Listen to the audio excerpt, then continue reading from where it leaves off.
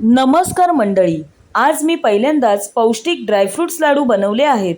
हे लाडू चविष्ट, हेल्दी आणि ऊर्जा देणारे आहेत। चला तर मग अगदी सोप्या पद्धतीने हे लाडू कसे बनवायचे ते पाहूया। आज आपण ड्रायफ्रूट्सच्या लाडूसाठी लागणारे साहित्य पाहूया। सर्वप्रथम मी या ठिकाणी पहा, इथे काजूगर आहेत, ते असे बारीक चिरून घेतलेत, म्हणजे कापून घेतलेत। त्यानंतर इथे अक्रोड आहेत, हे बारीक कापून घेतलेले आहेत। त्यानंतर इथे खजूर आहे, त्यानंतर डिंक आहे, खसखस घेतली आहे मी, त्यानंतर पंपकिन सीड आहे, मगज बिया आहे।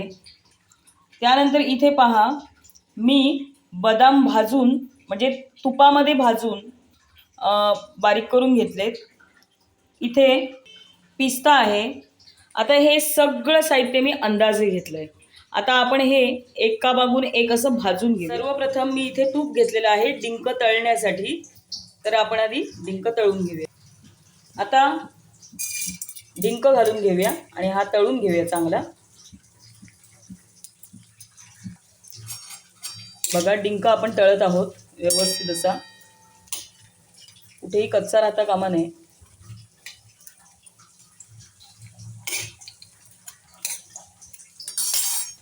तर अशा पद्धतीने सगळा डिंक तळून झालेला आहे। हे चांगले भाजून घ्यायचे।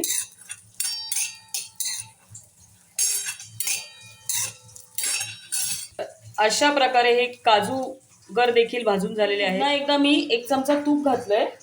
आता ह्याच्यामध्ये अक्रोड भाजून घेऊया, बारीक केलेले अक्रोड अशा प्रकारे। अक्रोडही भाजून झालेत। आता या ज्या पंपकिन बिया आहेत त्या व्यवस्थित अशा थोड्याशा भाजून घेऊयात।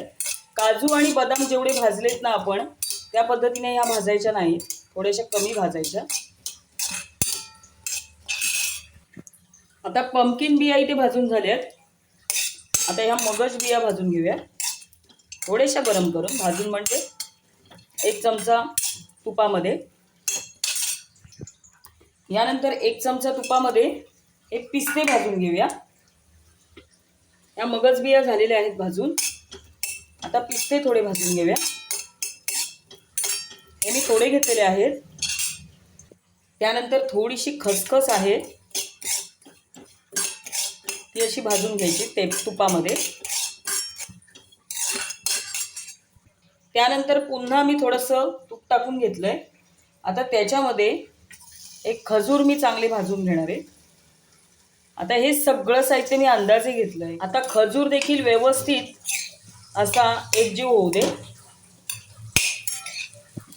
असा परतत राहायचा 5 मिनिटं। आता हे बघा, सगळं साहित्य व्यवस्थित परतून झालेलं आहे। खजूर देखील आपला पातळ होत आहे, मी तुपात व्यवस्थित भाजून घेत आहे।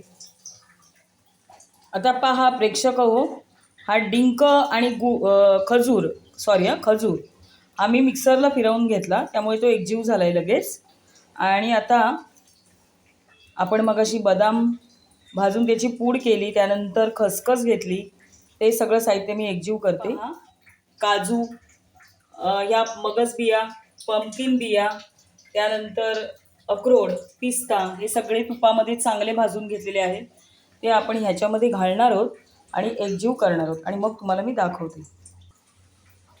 आता हे बघा, सगळं एकत्र करून घेतलंय, आता एकजीव करून घेते। तर आता हे सगळं साहित्य मी एकजीव करून घेतलंय। आता ह्याचे लाडू वळून घेऊया।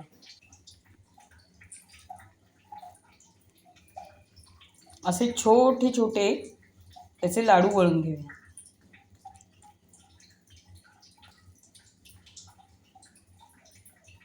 हा बघा,